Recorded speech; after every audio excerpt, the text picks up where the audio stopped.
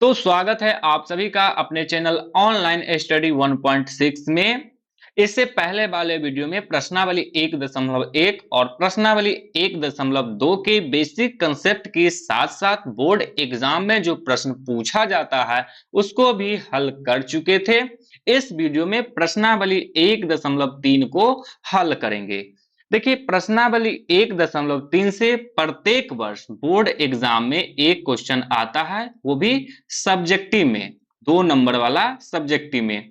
यानी कि प्रश्नावली 1.3 से प्रत्येक वर्ष बोर्ड एग्जाम में 2 नंबर का क्वेश्चन आता ही आता है। तो आप लोग इन सभी प्रश्नों को एकदम अच्छे से समझिएगा।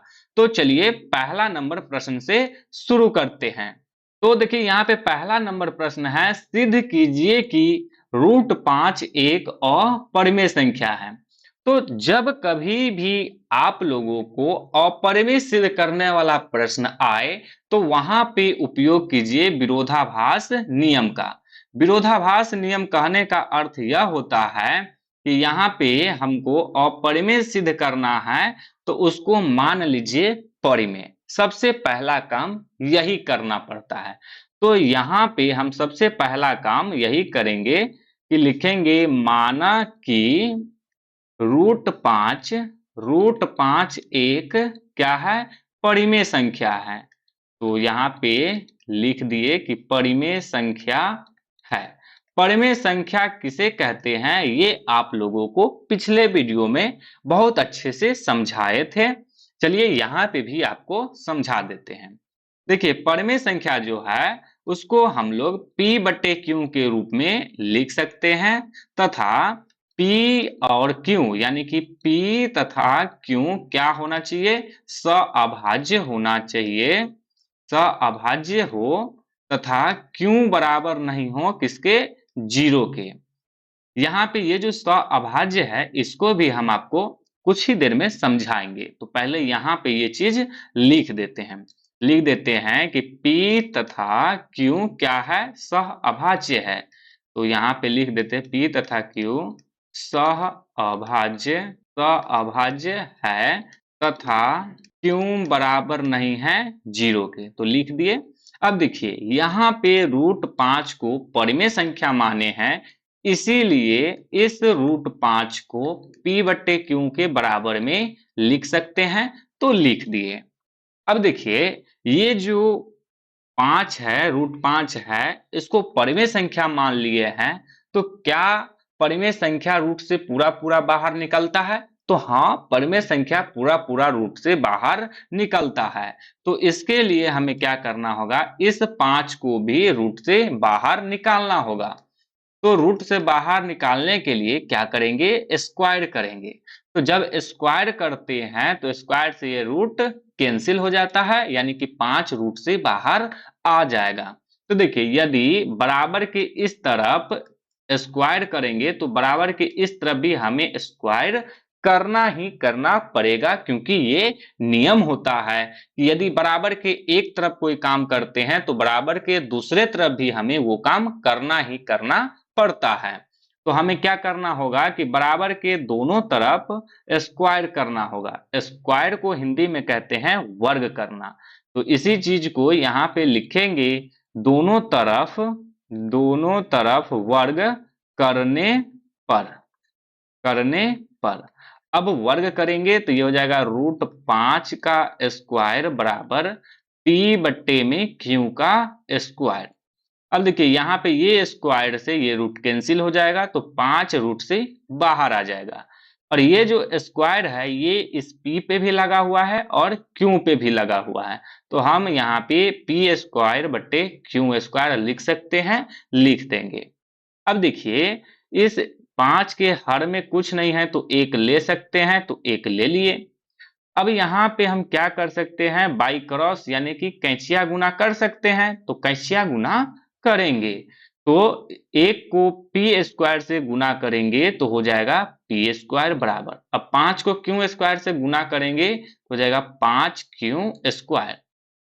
अब यहाँ पे एक चीज समझिए, मान लीजिए कि यहाँ पे हम 15 लिखे हैं, तो 15 का गुणनखंड करेंगे तो 3 गुने 5 होगा। तो यहाँ पे इस गुणनखंड का अर्थ क्या हुआ कि ये जो 15 है ये 3 से विभाज्य है, यानी कि कट रहा है, और साथ ही साथ इस 5 से भी ये 15 कट रहा है। तो वही चीज यहाँ पे है, क्या है, पी स्क्वायर बराबर 5q²। इस बीच में कोई चिन्ह नहीं तो गुना का। तो इसका अर्थ क्या हुआ कि ये जो पी स्क्वायर है ये 5 से भी कट रहा है और क्यू स्क्वायर से भी कट रहा है। तो हम इस चीज को यहाँ पे लिख सकते हैं, तो लिख देंगे पी स्क्वायर 5 से क्या है, विभाज्य है, यानी कि कट रहा है। तो यहाँ पे लिख देंगे 5 से विभाजित विभाजित है, लिख दिए। एक चीज और समझिए, मान लीजिए कि यहाँ पे हम 2 का स्क्वायर यदि 2 से कट रहा है, यानी कि 2 का स्क्वायर हो जाएगा 4। 4 यदि 2 से कट रहा है तो ये जो 2 किए हैं ये 2 भी इस 2 से कटेगा ही कटेगा।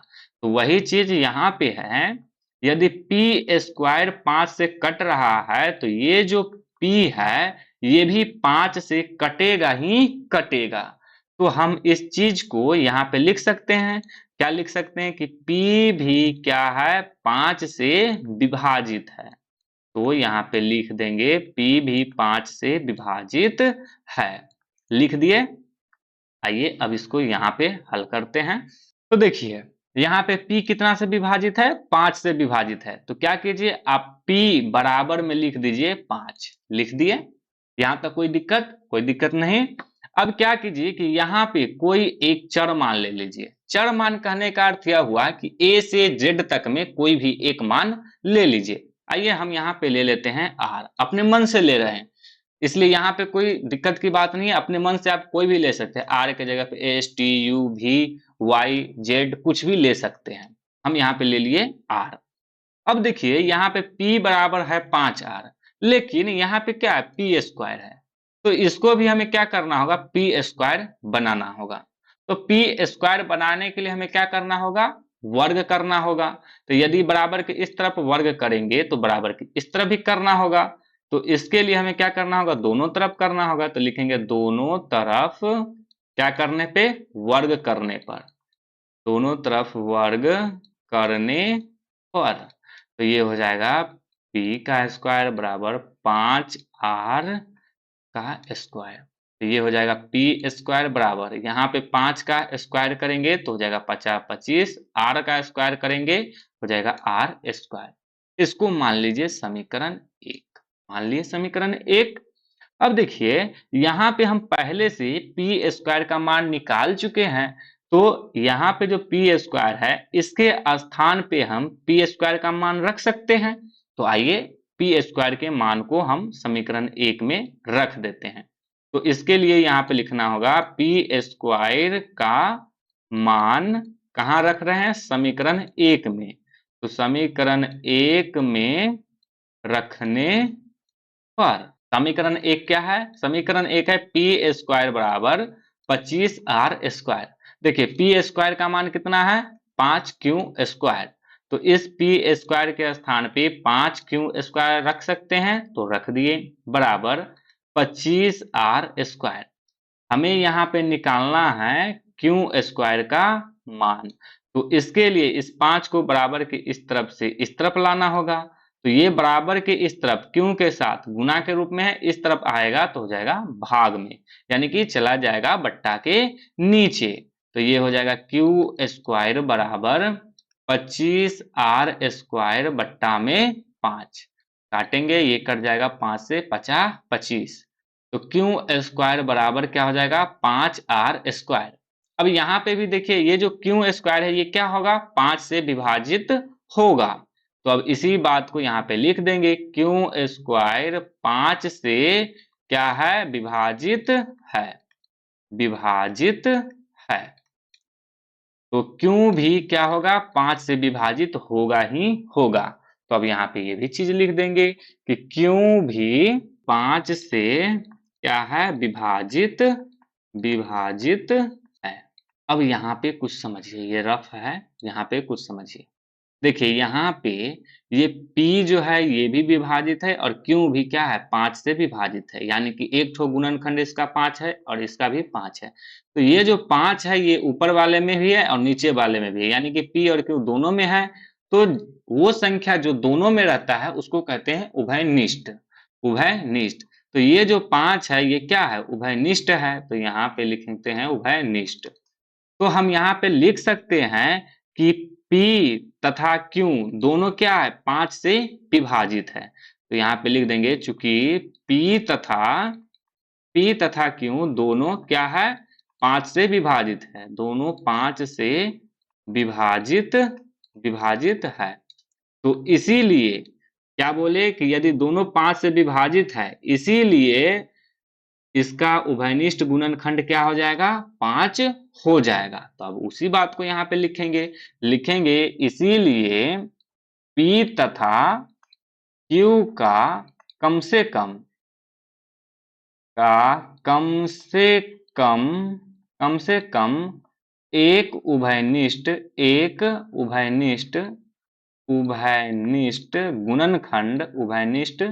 गुणनखंड क्या है 5 है 5 है।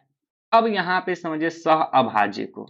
हम क्या बोले थे कि P तथा Q क्या होना चाहिए सह अभाज्य होना चाहिए। यहाँ पे समझा देते हैं आपको P तथा Q सह अभाज्य होना चाहिए, हम ये बोले थे। तो देखिए सह अभाज्य का अर्थ यह होता है कि केवल और केवल उभयनिष्ठ गुणनखंड एक हो, एक के अलावा अन्य कोई भी संख्या नहीं हो। जैसे कि एक उदाहरण से समझिए, यहाँ पे 2/4 है, तो इस 2/4 को यहाँ पे ये जो 2 है इसका गुणनखंड हम 1 गुने 2 लिख सकते हैं, साथ ही साथ इस 4 का गुणनखंड हम 1 गुने 2 लिख सकते हैं।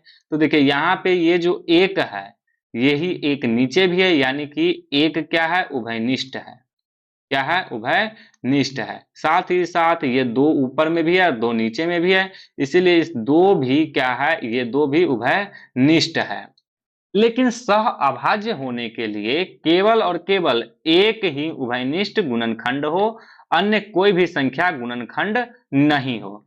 तो ये जो एक है यही सिर्फ और सिर्फ उभयनिष्ठ गुणनखंड होना चाहिए, लेकिन यहाँ पे इसके साथ साथ क्या है ये 2 भी इसका उभयनिष्ठ गुणनखंड है। तो इसीलिए ये जो 2/4 है ये परिमेय संख्या नहीं होगा।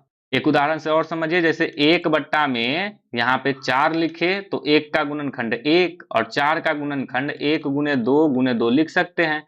तो देखिए बट्टा के ऊपर में भी 1 है और बट्टा के नीचे में भी 1 है, यानी कि इसमें उभयनिष्ठ गुणनखंड कितना है सिर्फ और सिर्फ 1 है। 1 के अलावा अन्य कोई भी संख्या नहीं है, इसीलिए ये क्या है ये सअभाज्य है, और सअभाज्य है तो यानी कि ये एक परिमेय संख्या है।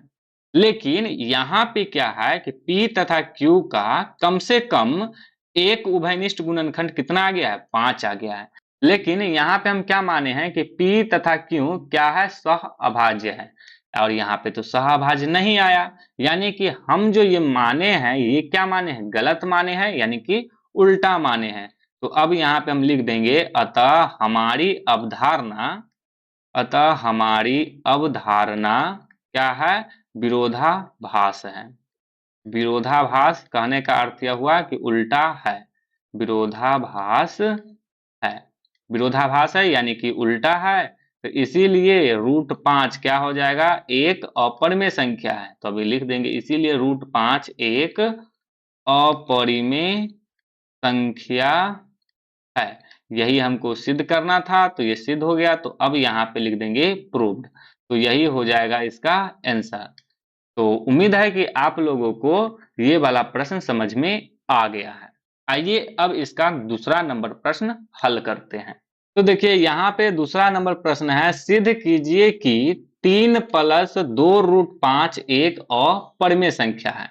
तो यहाँ पे भी हमको क्या सिद्ध करना है इसको अपरिमेय संख्या। तो क्या बोले हैं कि सबसे पहला काम क्या करना है अपरिमेय को परिमेय मान लेना है। तो यहाँ पे भी हम यही काम करेंगे। सबसे पहले लिखेंगे माना कि 3 + 2√5 क्या है एक परिमेय संख्या है। तो यहाँ पे लिख देते हैं परिमेय संख्या है। और देखिए परिमेय संख्या होता है तो उसमें क्या होता है, p तथा q क्या होना चाहिए, सह अभाज्य होना चाहिए। तो यहाँ पे लिखेंगे p तथा q सह अभाज्य है, तथा q बराबर नहीं है किसके, जीरो के, तथा q बराबर नहीं है किसके, जीरो के। लिख दिए। देखिए जैसे ही हम इस 3 + 2√5 को परिमेय संख्या माने हैं तो हम इसको क्या कर सकते हैं कि इसको p/q के रूप में लिख सकते हैं। तो 3 + 2√5 बराबर p/q लिख सकते हैं। तो लिख दिए। अब देखिए ये जो 3 है इसको बराबर के इस तरफ से उठाएंगे और बराबर के इस तरफ लाएंगे। तो ये बराबर के इस तरफ प्लस में है, इस तरफ आएगा तो हो जाएगा माइनस में। तो ये हो जाएगा 2√5 बराबर p/q और माइनस में 3। देखिए इस 3 के हर में कुछ नहीं तो 1 ले सकते हैं, तो 1 ले लिए। अब आप यहाँ पे देख पा रहे हैं कि ये क्या है, ये एक बट्टा पर के घटाव के रूप में आ गया। तो इसको बट्टा पर का घटाव करेंगे तो इसके लिए इस q और 1 का एलसीएम देना होगा। तो q और 1 का एलसीएम हो जाएगा q। अब इस q से इस q में भाग देंगे, 1 से कटेगा, 1 को p से गुना करेंगे हो जाएगा p। माइनस का चिन्ह है तो माइनस का चिन्ह दे देंगे। अब इस 1 से इस q को गुना करेंगे, q से कटेगा, q को इस 3 से गुना करेंगे तो हो जाएगा 3q। अब हम चाहते हैं कि यहाँ पे सिर्फ √5 रहे, तो इसके लिए हमें इस 2 को बराबर के इस तरफ से उठा करके बराबर के इस तरफ लाना है। तो इसके लिए देखिए यहाँ पे ये जो √5 है इसके साथ ये 2 किस चीज में है, गुना के रूप में है। इस तरफ आएगा तो हो जाएगा भाग में, यानी कि चला आएगा बट्टा के नीचे। तो यहाँ पे लिखेंगे p - 3q बट्टा में q, 2 बराबर के इस तरफ आया तो आ जाएगा बट्टा के नीचे।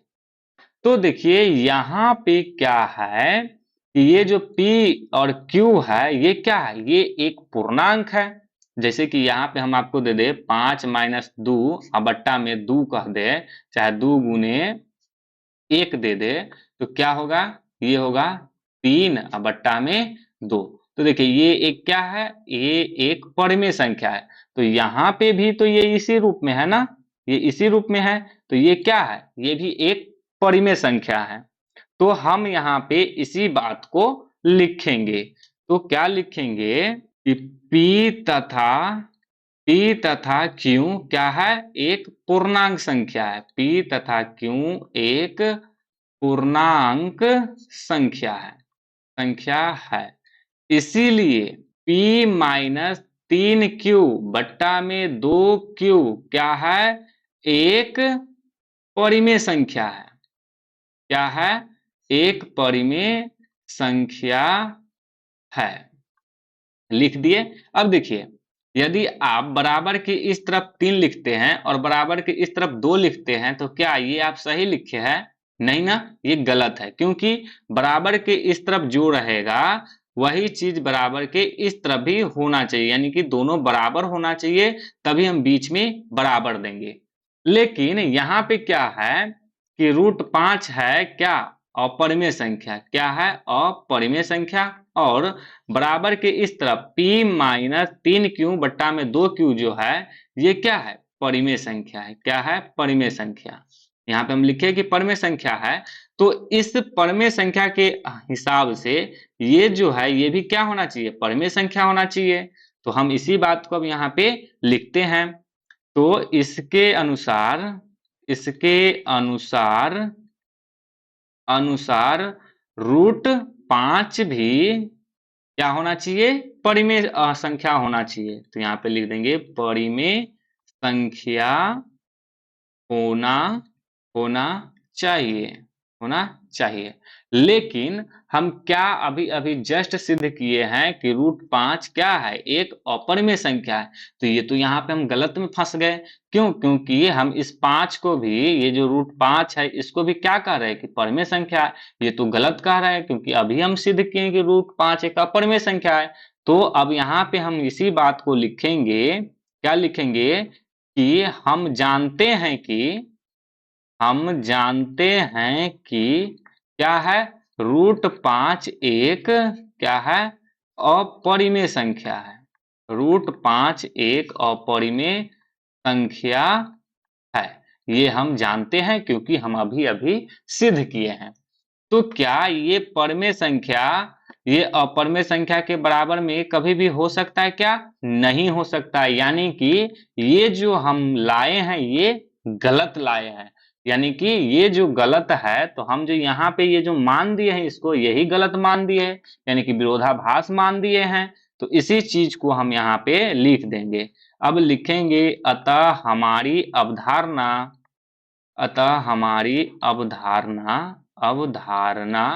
क्या है, विरोधाभास है। तो यहाँ पे लिखेंगे विरोधाभास है, यानी कि उल्टा है।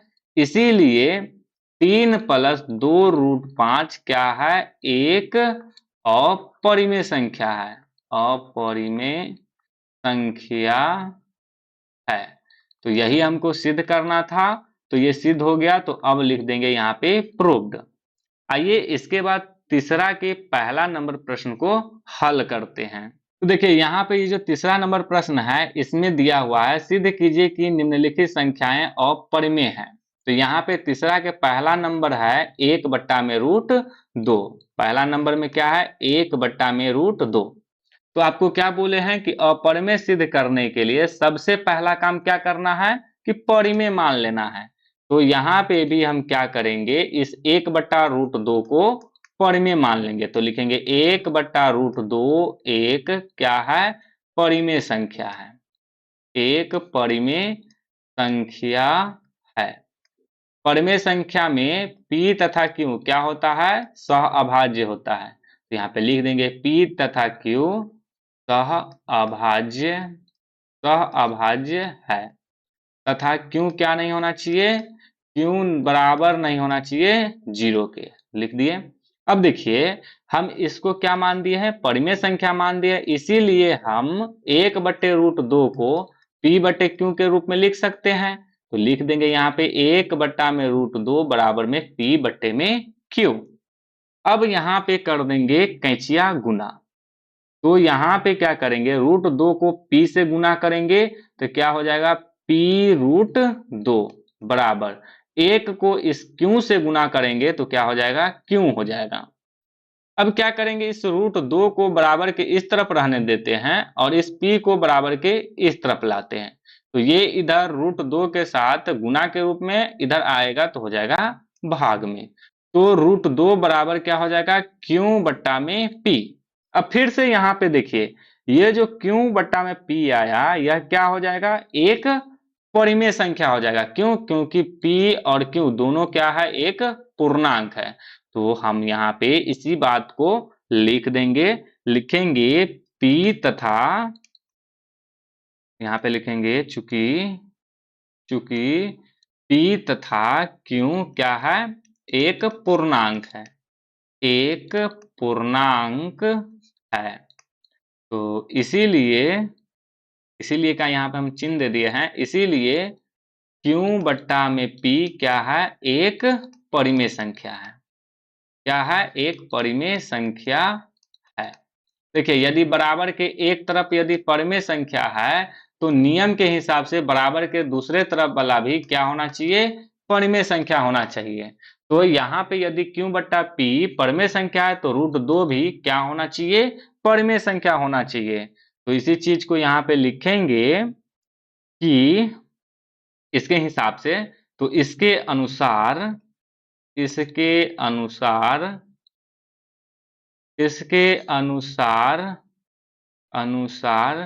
क्या, कि √2 भी क्या होना चाहिए, परिमेय संख्या होना चाहिए, परिमेय संख्या होना चाहिए। होना चाहिए। लेकिन हम क्या जानते हैं कि ये जो रूट 2 है क्या है, एक अपरिमेय संख्या है। तो हम इस बात को भी यहाँ पे लिख देंगे, परंतु परंतु हम जानते हैं कि रूट 2 एक क्या है, अपरिमेय संख्या है। ये हम जानते हैं, अपरिमेय संख्या है। तो देखिए इधर आ गया अपरिमेय संख्या और बराबर की इस तरफ आ गया परिमेय संख्या। तो क्या ये जो हम बनाए हैं ये सही होगा? कभी भी नहीं, ये क्या होगा, गलत होगा।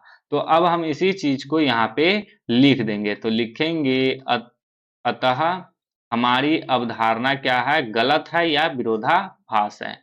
अतः हमारी अवधारणा विरोधाभास विरोधाभास है। तो इसीलिए 1 में रूट 2 क्या हो जाएगा, एक अपरिमेय संख्या हो जाएगा। तो लिख देंगे एक अपरिमेय संख्या है। तो यही हमको सिद्ध करना था, तो ये सिद्ध हो गया। तो अब यहाँ पे लिख देंगे प्रूव्ड। आइए अब प्रश्न संख्या 3 के दूसरे नंबर प्रश्न को हल करते हैं। तो देखिए दूसरा नंबर प्रश्न है 7√5। तो क्या बोले हैं कि जब भी आपको अपरिमेय सिद्ध करना हो तो सबसे पहला काम यही करना है कि सबसे पहले मान देना है उसको परिमेय संख्या। तो लिखेंगे माना कि 7√5 एक क्या है, परिमेय संख्या है। तो जब ही ये परिमेय संख्या हुआ तो p तथा q क्या हो जाएगा, सहअभाज्य होगा। तो यहाँ पे लिखेंगे p तथा q क्या है, सहअभाज्य है तथा q बराबर नहीं है 0 के। लिख दिए। देखिए जैसे ही हम इसको परिमेय संख्या माने हैं वैसे ही हम इसको p बटा q के रूप में लिख सकते हैं। तो लिख देंगे 7√5 बराबर p बटा में q। अब देखिए इस 7 को बराबर के इस तरफ से इस तरफ लाएंगे तो ये इधर रूट के साथ यहाँ पे कोई चिन्ह नहीं तो गुना का है, इस तरफ आएगा तो हो जाएगा भाग का चिन्ह, यानी कि चला आएगा बट्टा के नीचे। तो ये हो जाएगा p बट्टे q इंटू 5। अब देखिए यहाँ पे p तथा q क्या है, एक पूर्णांक है, इसीलिए ये जो पूरा संख्या है ये क्या होगा, एक परिमेय संख्या होगा। तो अब यहाँ पे लिख देंगे इसी चीज को कि p तथा q क्या है, एक पूर्णांक है। इसलिए p बट्टे में 5q क्या होगा, एक परिमेय संख्या होगा, एक परिमेय संख्या होगा। अब देखिए बराबर के इस तरफ यदि परिमेय संख्या लिखा हुआ है तो बराबर के इस तरफ भी परिमेय संख्या होना चाहिए। तो इसी चीज को यहाँ पे लिख देंगे। तो इसीलिए √5 भी क्या है, एक परिमेय संख्या, एक परिमेय संख्या होना चाहिए। लेकिन अभी हम क्या सिद्ध किए हैं कि √5 एक अपरिमेय संख्या है। तो इसी चीज को अब यहाँ पे लिख देंगे, लिखेंगे परंतु हम जानते हैं कि √5 एक क्या है, अपरिमेय संख्या है, अपरिमेय संख्या है। तो देखिए बराबर के इस तरफ यदि अपरिमेय संख्या रहेगा और बराबर के इस तरफ यदि परिमेय संख्या रहेगा तो क्या ये जो समीकरण है ये कभी भी सही होगा, नहीं होगा, क्योंकि ये समीकरण हो जाएगा गलत। तो यहाँ पे जो यदि √5 अपरिमेय संख्या है और ये जो p बटा 5q है ये परिमेय संख्या है, यानी कि ये जो रिलेशन है ये क्या है, गलत है। तो अब हम यहाँ पे लिखेंगे अतः हमारी अवधारणा क्या है, गलत है या विरोधाभास है। तो लिख देंगे हमारी अवधारणा क्या है, विरोधाभास है। तो इसीलिए 7√5 क्या हो जाएगा, एक अपरिमेय संख्या हो जाएगा। तो लिख देंगे एक अपरिमेय संख्या है। यही हमको सिद्ध करना था, सिद्ध हो गया तो लिख देंगे प्रूव्ड।